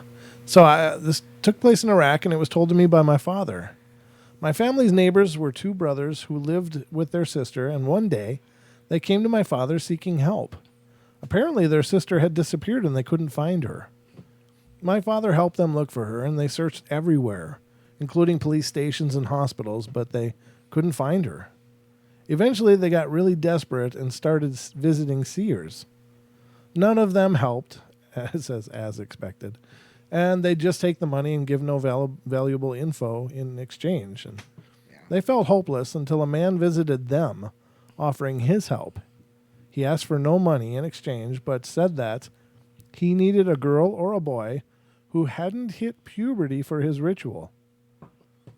Okay. So my father and the two brothers asked their other neighbors who happened to have a little girl for help, and they agreed. Everyone, including my father and the brothers and the seer and the little girl's parents, gathered in one room. The man started by blindfolding the child, taking out 2 cards with words in an unknown language written on them, and reading them aloud. He asked the child to open her eyes and describe what she saw while blindfolded. The girl said that she was in a forest and she could see a castle with 2 tall beings standing guard. The man tells her not to be afraid and to go inside because the guards won't say anything to her.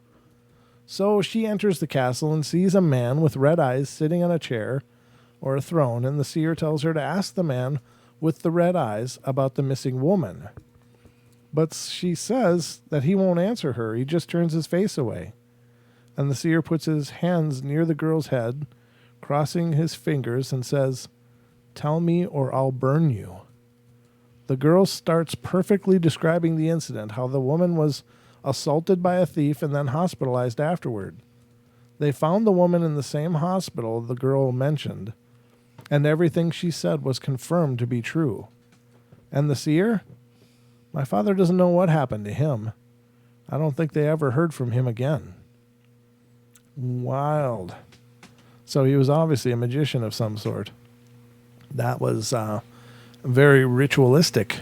Very interesting. Huh. So, I don't know. I thought that was cool. I hope you enjoyed that.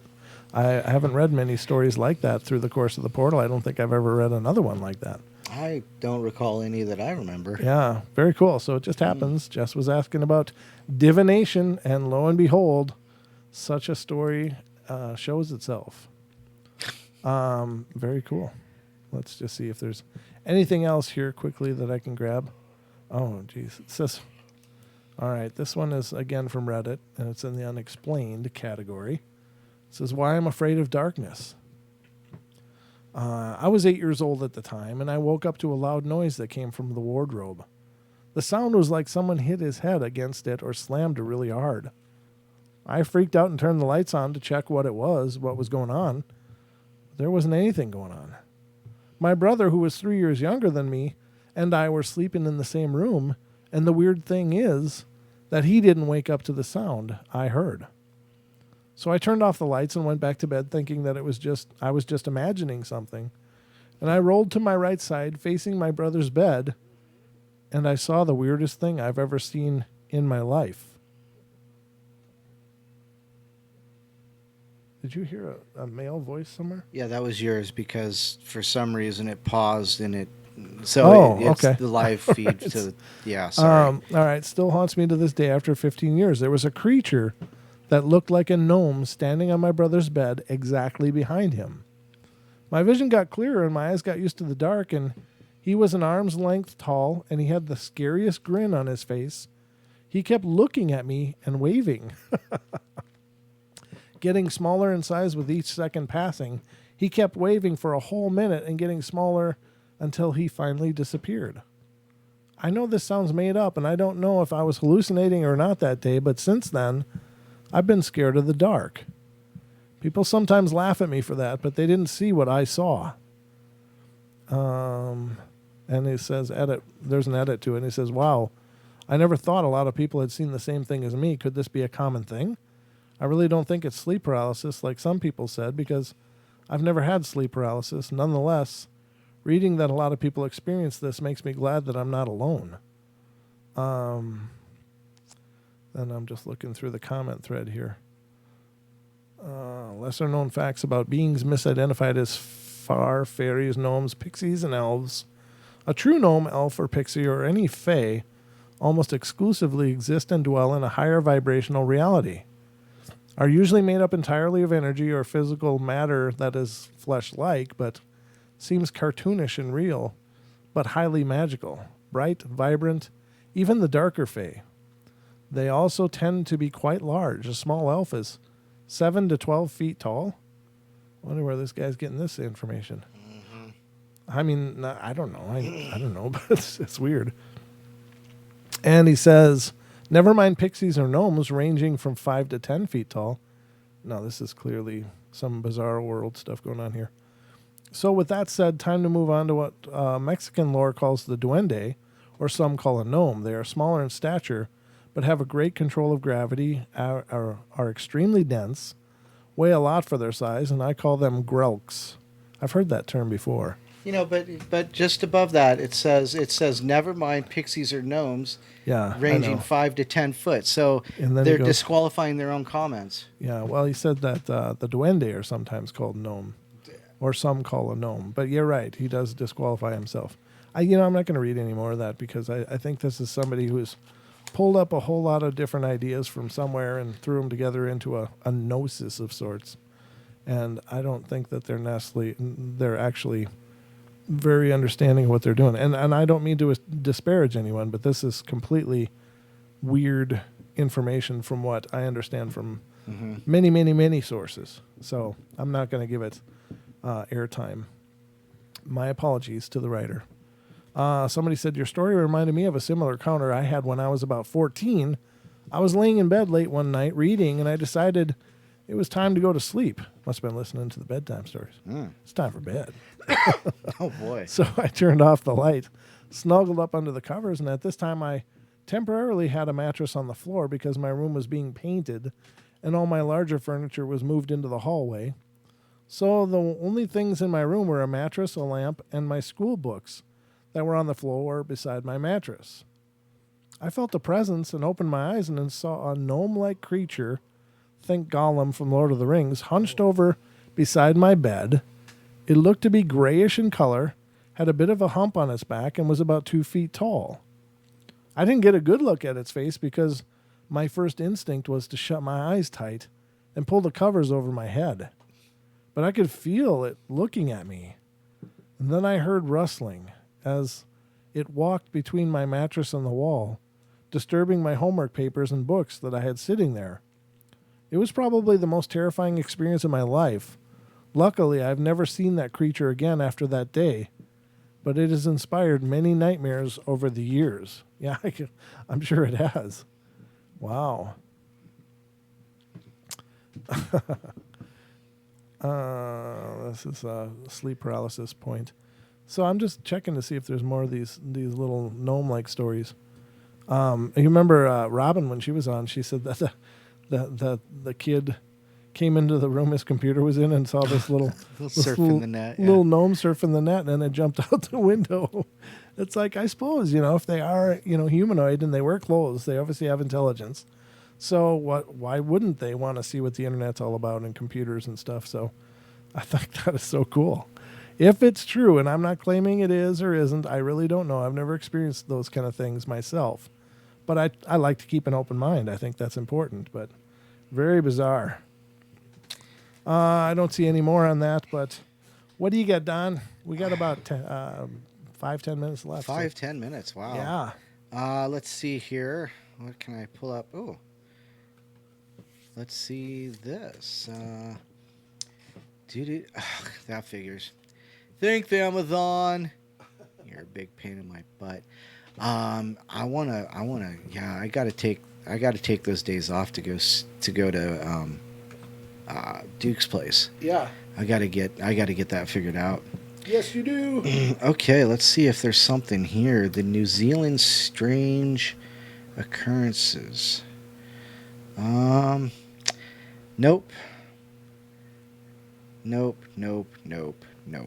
I got nothing at this time.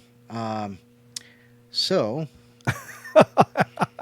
you're just throwing it in. You threw in the towel on the portal. just for the moment, pass it over to you, Brent.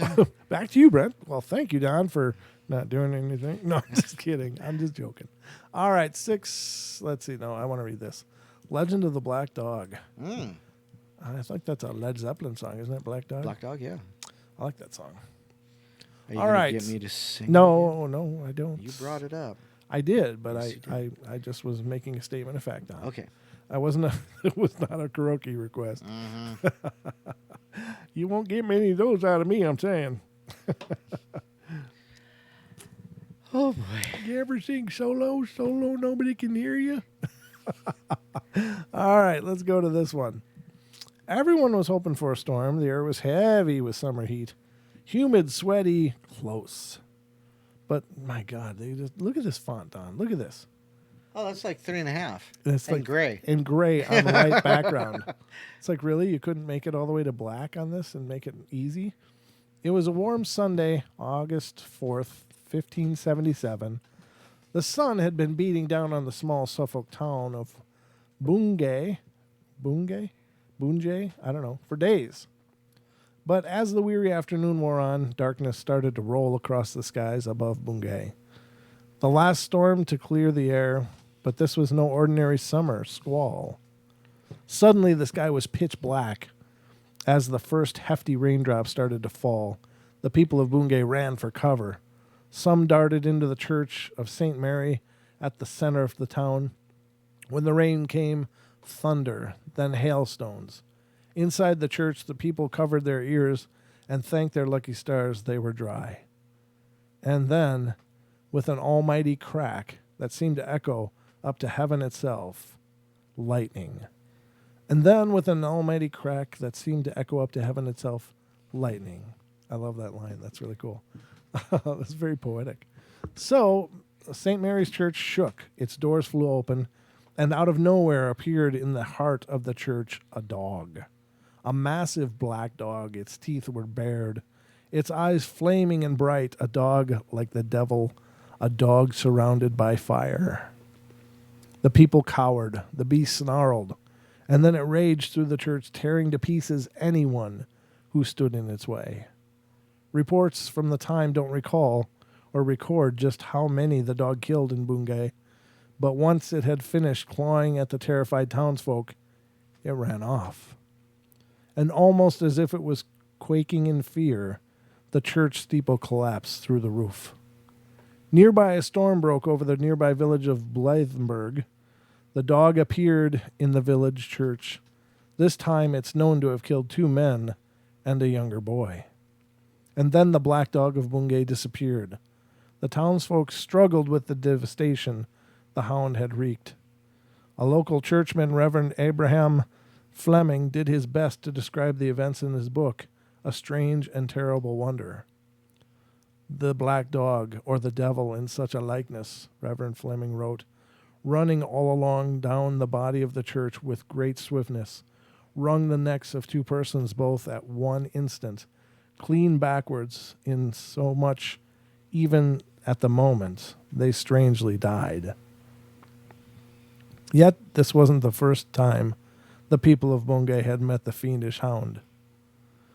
He'd been seen once centuries before by a young lad running errands to Bungay Castle.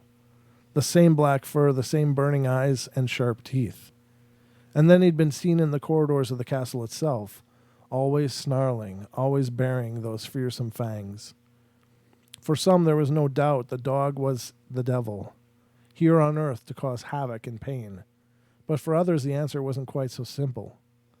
And it stretched back many centuries, oh Jesus, it just jumped, to the time of Hugh Bigod, the first Earl of Norfolk, the man who lived in Bungay Castle, and a man as famous for his wealth as his wickedness. The year was 1135. King Henry I was dead, and the country had fallen into civil war, a bitter and bloody war for the throne.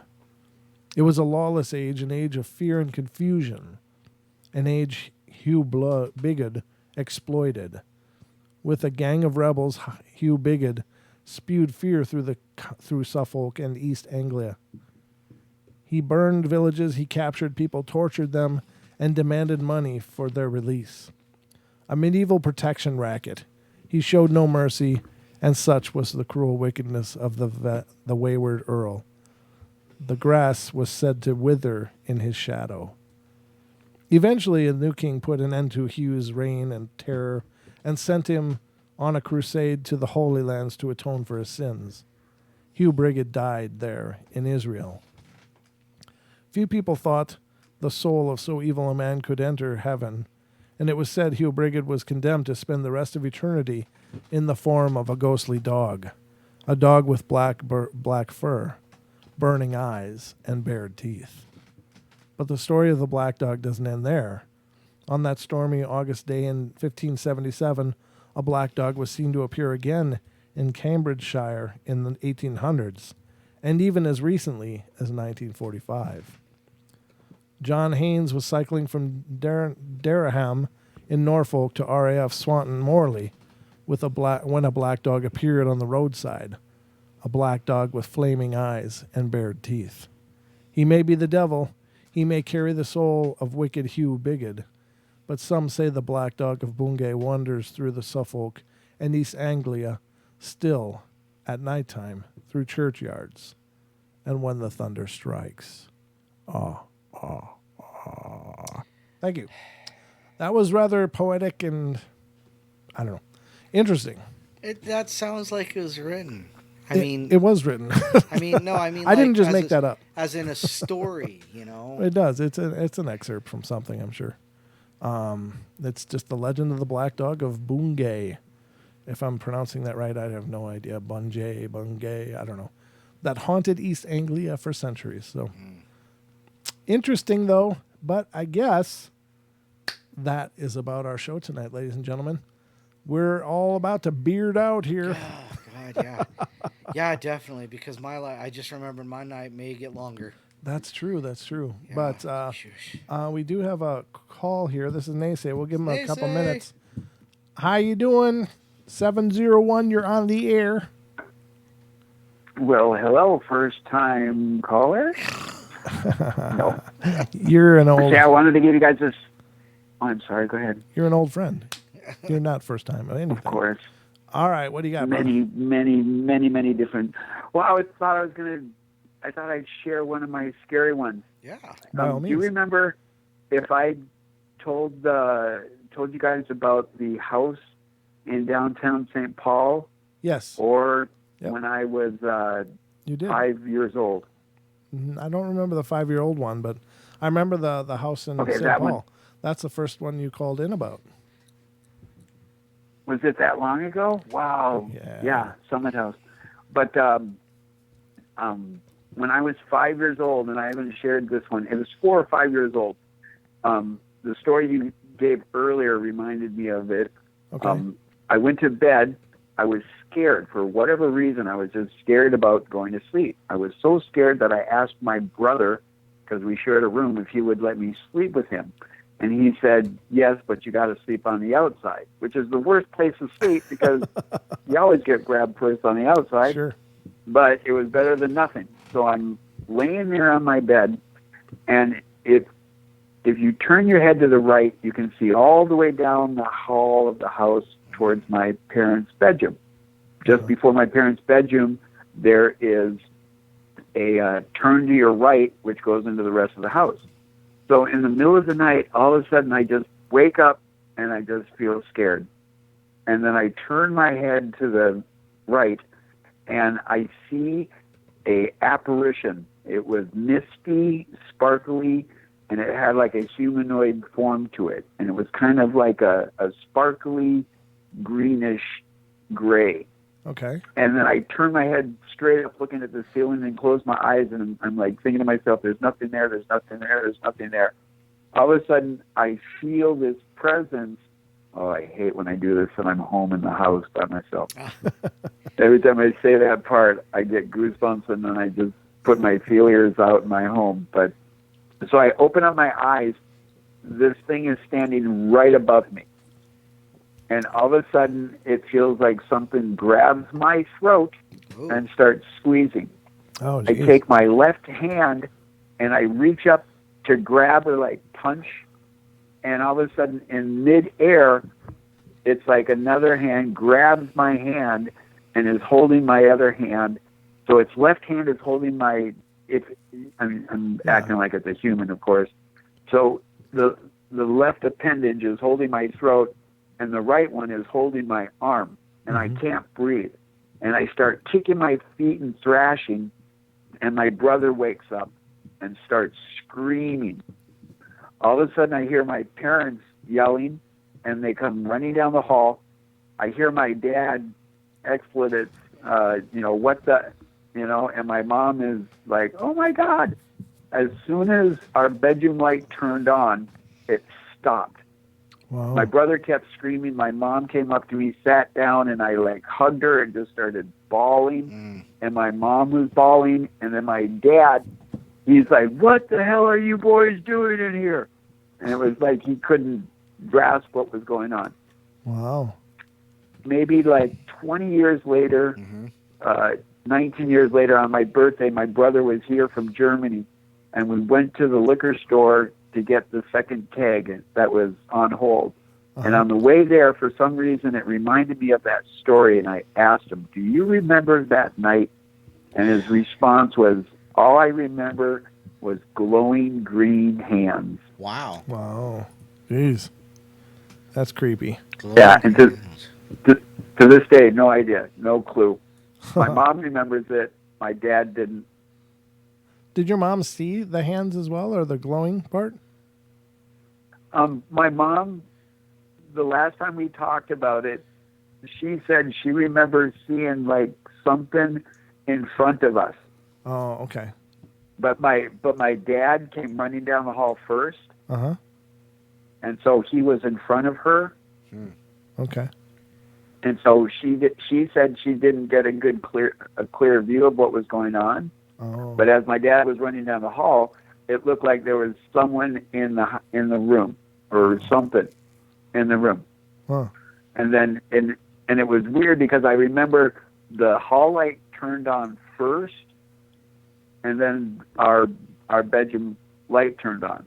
But I remember when the bedroom light turned on, my dad was already in the room, and that the hall light was like a moment before. Like my dad didn't even turn on the hall light. Like he ran straight down the hall, because maybe he was seeing something too. Sure.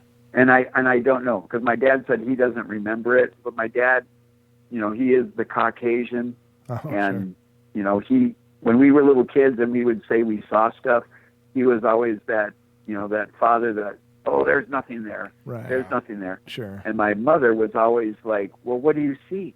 Yeah. She wouldn't brush it off. She would always say, well, what are you seeing? Right. And so she would always want us to, share with it. Very cool. But, that's my scary one for the end of the night. There you go. All right, brother. Awesome. Well, thanks for calling in. It's good to hear from you, and I hope things are good in your world, brother. all things are as fantastic as the universe has allows. There you go.